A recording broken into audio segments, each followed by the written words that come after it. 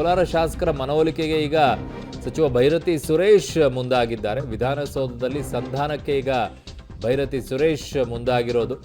ಜಿಲ್ಲಾ ಉಸ್ತುವಾರಿ ಸಚಿವರ ಮನವೊಲಿಕೆ ಸಕ್ಸಸ್ ಆಗುತ್ತಾ? ಕೋಲಾರ ಶಾಸಕರ ಮನವೊಲಿಕೆಗೆ ಸಚಿವ ಭೈರತಿ ಸುರೇಶ್ ಅವರೀಗ ಮುಂದಾಗಿದ್ದಾರೆ. ಅವರು ಯಾವುದೇ ಕಾರಣಕ್ಕೂ ಕೂಡ ಸಂಧಾನಕ್ಕೆ ಒಪ್ಪಿಕೊಳ್ಳುವಂಥ ಪರಿಸ್ಥಿತಿಯಲ್ಲಿ ಇದ್ದಂಗೆ ಕಾಣಿಸ್ತಾ ಇಲ್ಲ ಸಚಿವರು ಯಾರು ಕೂಡ. ಯಾಕೆ ಅಂತಂದರೆ ಅವರ ಅಚಲ ನಿರ್ಧಾರವಾದಂಗಿದೆ. ಅದು ಒಬ್ಬರು ಇಬ್ಬರು ಆಗಿದ್ರೆ ಬೇರೆ ಮಾತು, 5 ನಿರ್ಧಾರ ಅದು.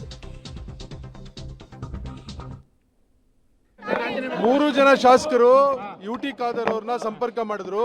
ನಾನು ಮಂಗಳೂರಲ್ಲಿ ಇದ್ದೀನಿ ಅಂತ ಹೇಳಿದ್ರು. UT ಖಾದರ್ ಅವ್ರಿಗೆ ನಾವು ಮಂಗಳೂರಿಗೆ ಬರ್ತಾ ಇದ್ದೀವಿ ಅಂತೇಳಿ 4 ಗಂಟೆ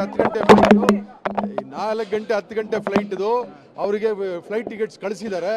ಈಗ UT ಖಾದರ್ ಅವ್ರನ್ನ ಸಂಪರ್ಕ ಮಾಡ್ತಾ ಇದ್ದಾರೆ. UT ಖಾದರ್ ಅವ್ರಿಂದ ಏನು ಮೆಸೇಜ್ ಬರುತ್ತೋ ನೋಡಿ ಅವ್ರು ಬರ್ತಾರೆ. ಸೆಕ್ರೆಟರಿ ಅವ್ರಿಗೆ ಕೊಟ್ಟರೆ ಅದು ಅಕ್ಸೆಪ್ಟ್ ಆಗೋದಿಲ್ಲ. ನಾವು ಇನ್ ಪರ್ಸನ್ ಕೊಡಬೇಕು. ಅದು ಪ್ರೊಸೀಜರ್ ಏನಿದೆ ಅಂತ ತಿಳ್ಕೊಳ್ತಾ ಇದ್ದಾರೆ. UT ಖಾದರ್ ಅವ್ರಿಗೂ ಸಂಪರ್ಕ ಮಾಡ್ತಾ ಇದ್ದಾರೆ.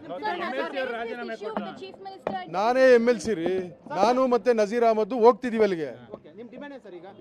ನಮ್ಮ ಡಿಮ್ಯಾಂಡ್ ಏನು ಅಂದ್ರೆ, ನಾವು ಏನು ಒತ್ತಾಯ ಮಾಡಿದೀವಿ AICCಗೆ, ಎಲ್ಲ ಕಡೆ ಕ್ಯಾಮ್ರಾ ಇದೆ. ಈಗ ನಾವು AICCಗೆ ಮತ್ತೆ KPCCಗೆ ಮತ್ತೆ ಮಾನ್ಯ ಮುಖ್ಯಮಂತ್ರಿಗಳಿಗೆ ಈಗಾಗಲೇ ನಾವು ಒತ್ತಾಯ ಮಾಡಿದ್ದೀವಿ. ಕೋಲಾರ ಲೋಕಸಭಾ ಕ್ಷೇತ್ರದಲ್ಲಿ ಬಲಗೈ ಸಮುದಾಯ ಹೆಚ್ಚಿಗೆ ಇದ್ದಾರೆ.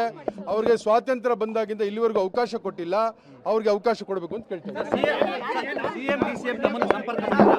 ಎಲ್ಲರೂ ಸಂಪರ್ಕ ಮಾಡ್ತಾ ಇದ್ದಾರೆ. ನೋಡಿ, ಭೈರತಿ ಸುರೇಶ್ ಇಲ್ಲಿ ಕಳಿಸಿದ್ದಾರೆ. ನಮ್ಮ ಜಿಲ್ಲಾ ಉಸ್ತುವಾರಿ ಸಚಿವರು ಇಲ್ಲಿ ಕಳಿಸಿದ್ದಾರೆ. ಅವರು ಶಾಸಕರ ಜೊತೆಗೆ ಮಾತಾಡ್ತಾ ಇದ್ದಾರೆ. ನಾವು ಈಗ ಉಸ್ತುವಾರಿ ಸಚಿವರ ಅಭಿಪ್ರಾಯ ಅವ್ರನ್ನ ಕೇಳ್ಬೇಕು. ನೀವು ಉಸ್ತುವಾರಿ ಸಚಿವರ ಅಭಿಪ್ರಾಯ